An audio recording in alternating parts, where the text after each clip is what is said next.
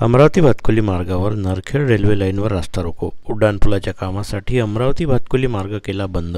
परिसरातील रहिवाशांना येण्या-जाण्यासाठी करावी लागते कसरत. अमरावती भातकुली मार्गावर असलेल्या नरखेड रेल्वे लाईनवर उड्डाणपुलाच्या बांधकामाला सुरुवात झाली आहे. हे बांधकाम करण्यासाठी रस्ता बंद करण्यापूर्वी त्या परिसरातील नागरिकांना पर्यायी रस्ता देणं गरजेचं होतं. पण तसं न करता बांधकाम म्हणून थेट रेल्वे रुळावरील रस्ताच बंद करून टाकला. होणाऱ्या गैरसोयीमुळे नागरिकांमध्ये प्रचंड रोष आहे. नागरिकांची रेल्वे फाटकापाशी रस्ता रोको आंदोलन केलं. अमरावती भातकुली मार्गावरील कॉलनीतील रहिवाशांनी नरखेड रेल्वे लाईनच्या फाटकाजवळ रस्ता रोको आंदोलन केलं. कारण उड्डाणपुलाच्या कामासाठी अनेक दिवसांपासून अमरावती भातकुलीला जाणारा मार्ग बंद करण्यात आला आहे. रेल्वे लाईनच्या परिसरात असलेल्या व्यंकटेश कॉलनीतल्या नागरिकांना मोठ्या प्रमाणात त्रास सहन करावा लागतो. तेथील विद्यार्थ्यांना व महिलांना कामासाठी जाताना 4 ते 5 किलोमीटर फेऱ्यावरून आपल्या घरी जावं लागत आहे.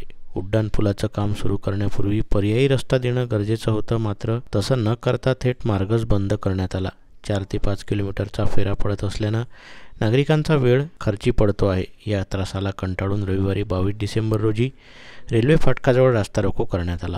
अमरावती भातकुली मार्गावरून नरखेड रेल्वे लाईन गेली आहे. अमरावती शहराचा विस्तार झाला आहे. या रेल्वे लाईनच्या परिसरात कॉलनी झाल्या आहेत. या कॉलनीतील नागरिकांना येण्या-जाण्यासाठी रेल्वे फाटकाचाच एक मार्ग आहे. रेल्वे लाईनवर उड्डाणपूल बांधायचा आहे, त्यामुळं रस्ताच बंद केला. या कामाच्या पद्धतीला काय नाव द्यायचं असा नागरिकांचा प्रश्न आहे.